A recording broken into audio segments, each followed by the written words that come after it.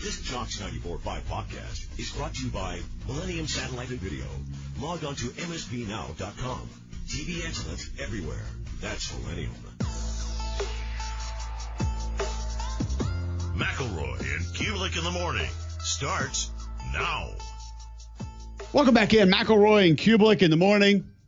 9 a.m. Hour number 3 underway. We're coming back to this weekend's games after we visit with Larry Williamson. He covers the Clemson Tigers. We'll discuss all of that with him. First, I'll tell you about Game Day Men's Health.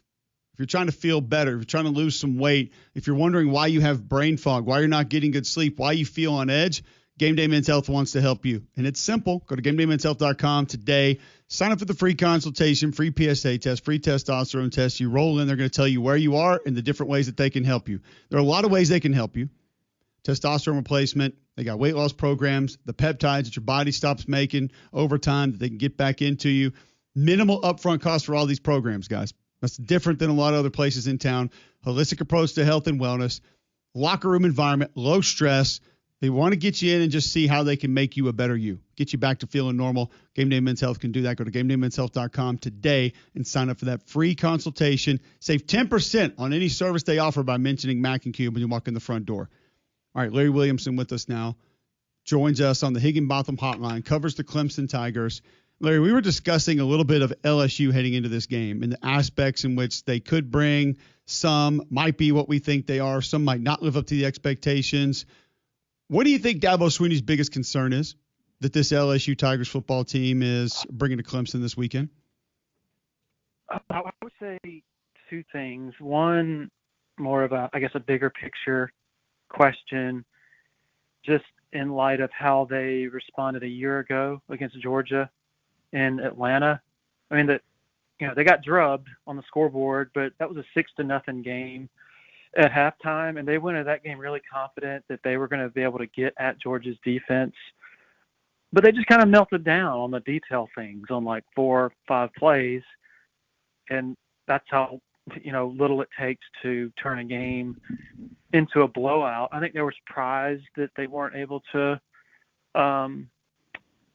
pull off those detail things that they flubbed last year. So I think that's that's what I sense right now. Like the people inside that football building are very optimistic and very confident about this team. Be it playing at a national championship level. But I think as we sit here midweek, it's like, hey, these are still, college-age kids, a number of whom are going to have to do it under the lights for the first time against a really talented SEC team. So you never really know, right? The second thing, more of a, X and O thing, drilling down on it, I think it's just how you're going to cover those receivers. LSU, you could say they are as good or better than Clemson's receivers. I think they're definitely faster, have more top end sort of vertical capabilities than Clemson's do right now. They just have a lot of them, and so I think Clemson feels good about their corners in Avion Terrell and Ashton Hampton. They feel pretty good about a couple of the guys they have behind them. But at safety, man, they the back end of that defense, you have Khalil Barnes, a potentially elite player that they think is going to be an elite player. He missed most of camp with a hamstring injury, and beyond that, they have almost zero of the experience that's gonna really be crucial on late Saturday night. What do you think about the defensive structure that we're going to see from Tom Allen compared to what we've seen the last few years? I feel like we haven't spent enough. We've talked a lot about Clemson's personnel. We haven't talked enough about Tom Allen and how they might look different this year from a structure standpoint. So when you've watched them, when you've talked to folks, how many changes are we anticipating on that side of the ball? It's so fascinating. Like you wonder, I mean, it's been a love fest for Tom Allen all off season. He's expected to be a genius right away. What I wonder is when you're starting from scratch as a coordinator and introducing a whole new language, how long does it take? I asked him that yesterday, and he said, the good thing is our culture was already established here. And my biggest job is building up their confidence. And a part of the building up of that confidence is mastering the system. And so I think he seemed a little uneasy just because he doesn't know. He's going to be depending on a number of players who haven't really been in that environment to really produce like they have been in practice. The really interesting thing to me as I sort of ask around and also observe some of the things he did last year at Penn State is how, if you go back and look at Kevin Jennings falling apart at Beaver Stadium, that wasn't just Kevin Jennings having a bad game. That was Tom Allen putting on a masterclass in changing up his coverages pre-snap to post-snap, showing man and then actually being in zone. When you see Kevin Jennings throwing it into the chest of a Penn State linebacker, that's not just because Kevin had an awful brain fart. It's because he didn't know that guy was there. And so I really think they've been working a lot on that during camp, changing up their looks at the second and third levels, pre-snap to post-snap. And I really think that's what he's going to hang his hat on, because I don't know if he's going to have to bring a ton of pressure because Clemson's front four is going to be so good, I think, if they're able to stay healthy. That would, to me, be what you're leaning on in this game is Cade Klubnik being able to direct traffic, manage a defense that's going to throw a lot of things at you, and then your defense line has to be disruptive. Is there a bigger key than those two for Clemson finding a way to win this game in your mind? No, I agree. LSU, as fearsome and formidable as they are in the passing game, it's kind of hard to imagine them walking out of Clemson with a win being really one-dimensional. They haven't run the ball well. LSU hasn't the past 2 years. And so if I'm an LSU fan, I am most worried about Clemson's defensive line owning things against an offensive line that lost 4 guys to the NFL draft. Yes, they brought in a couple of transfers on the interior, but boy, they're awfully young out on the edges at tackle.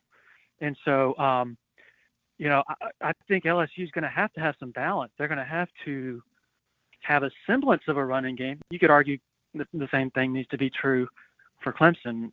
But I think Clemson's probably in a better position to get a somewhat consistent running game to allow Cade to really perform with that passing game that really blossomed late last season. When you look at Cade Klubnik's growth and the evolution that we saw from year 1 as a starter to year 2 is remarkable. All the things he did poorly in 23, he did better in 24. Downfield accuracy, willingness to take off, ability to beat you and break you down with his legs, a couple massive runs, one against Pitt that won them the game. When you look at his next step, what's he been focusing on this offseason to kind of evolve into a more complete player? I think it's probably making layups out of the routine throws. If you go back and look, even against Texas, that was the object of a lot of the offseason optimism that you've seen inside and outside the program, because that dude was making some NFL throws for sure, throws and catches by those talented receivers that really made you think, oh, this looks familiar. This looks like the passing game, the Clemson passing game looked from 15 to 20. But I think if you also go back and look at other parts of that game, you see some questionable footwork, some questionable decision-making. I think he needs to refine that. And, oh, by the way, Clemson's last time at Death Valley, Cade had a really good game, particularly running the ball and also throwing it. But there at the end, they can't send their field goal team onto the field to force overtime because he had a really glaring brain fart trying to throw the ball in the dirt. The ball hits Maffa's foot, Phil Maffa's foot, bounces up in the air. Gamecock intercepts it, game over. And so I think that it's probably a blend of a few technical refinements, but also keeping his head in the big stage games, right? Like, being the type of player they need in those settings. And I think this is quite an opening examination of that here on Saturday night. I don't think there's any doubt. Where is the running back depth chart for the Clemson Tigers heading into this one, Larry? Well, they are really uplifted by what they've seen out of Adam Randall, the converted receiver. I was a skeptic last December when they moved him to running back, but based on everything I've seen and heard, he's kind of a natural there. Gideon Davidson has been kind of buried on the depth chart. He's a 5-star freshman who naturally, your first off-season through, is more than just about what you do with the ball in your hands, because you got to protect that number 2 who's standing beside you, particularly, like you just think about a scenario Saturday night, Harold Perkins coming off the edge, and Gideon Davidson has to handle that amid the pressure of that situation. You get the idea. I think long-term this season, they believe Gideon Davidson is going to just go up and up and up. In the context of Saturday night, not sure. David Eziamume, I might not be pronouncing that correctly, I apologize. He's had a really good offseason after he spent his freshman year last year developing. Really violent runner. Jay Haynes, who suffered the torn ACL in the ACC championship game last year, he's still getting back. He's not going to play Saturday, but long term, they're hoping he can get back and be a factor back there. But with Jay Haynes, what is an update on his availability? Because that was a pretty brutal injury on the kick return there in the ACC title game. And an ACL, you can come back pretty quickly now, but a running back, it just takes time mentally to come back from that knee. So is it expected to see him early, or is this going to be kind of later in the season? No, I don't. I don't want to pretend that I know exactly what's going on there. Those are always tricky, and it depends on the player. But from what I've picked up, I don't think game 3 or 4 is out of the question.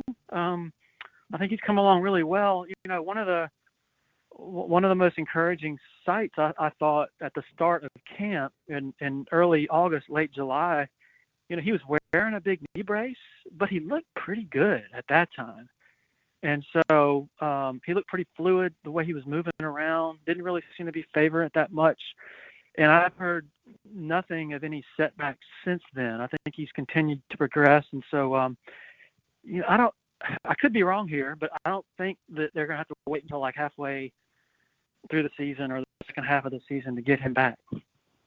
So how do you see this matchup playing out? How do you see this one going? Obviously, home field advantage for Clemson. They're going to have the advantage in a couple of spots. Offensive line, I think I'd give Clemson the advantage here. You kind of went back and forth with the receivers, but what schematically, strategically, just with what you've heard through camp, how do you see this one going? I just put a lot of weight on the line of scrimmage when it's an otherwise even game. And, I think if those LSU offensive tackles are able to neutralize TJ Parker and Will Helt and Jaheim Lofton and the interior is able to keep Peter Woods from wreaking havoc, and they're able to get something going with the run and protect Nuss, I think it could be a long day. But I go on what I've seen. I think Peter Woods, he's getting a lot of hype, guys. I don't know if it's enough hype based on what I've heard. I think he's going to have a monster season, of course, with the obvious disclaimer, if he stays healthy. That dude was up to if you told me he was 360 toward the end of last year, I'd believe you. He's down to 307, 310, back on the inside where he should be. I've heard just nothing but rave reviews about him. I think DeMonte Capehart, who's been here for 5 years, he's never really been healthy.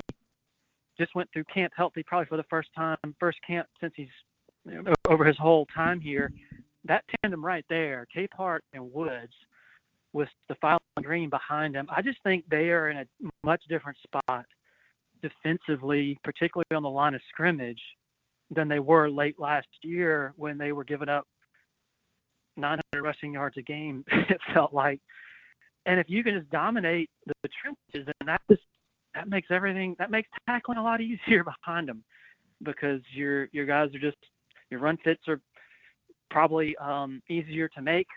Your alignment and all that, everything sort of helps if you're able to live in the opponent's backfield. So I give the edge to Clemson with their offensive line in the shape they are right now. I mean, I think it's going to be one of the best offensive lines we've seen at Clemson in years, and that's what I give the edge to. But you never know. In this type of game, man, it comes down to, can you hold on to the ball? Can you be fortunate, and can you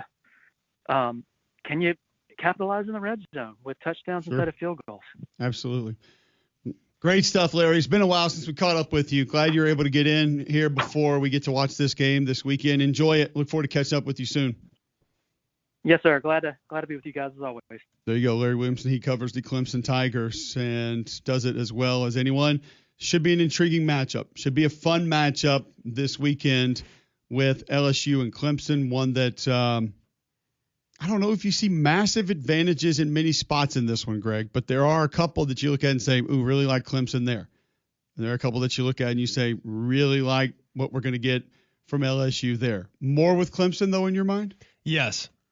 I think with Clemson, I at least know what I'm getting along the line of scrimmage. That to me matter. And there are question marks. I think LSU's defensive fronts can be good. I really do. I believe that group has a chance to be really good. But I don't know that for sure. Mm-hmm. I cannot bank my life on it. I'm optimistic. I'm cautiously optimistic, but I don't know with 100% certainty that group is going to be elite. I think Clemson's will be. And then with Clemson's offensive line, I know that group's not going to be elite. Right. But at least I know what I have. Whereas with LSU, I have no telling. Totally fair. All right, so we'll see where that one goes. Obviously, a lot more to discuss with it. When we come back, I have a different direction that I want to take on some of the bigger games this weekend. A little bit of and/or. Going to have the guys choose one side of different aspects of some of these games and see which direction they go. We'll do that right after this on Jocks.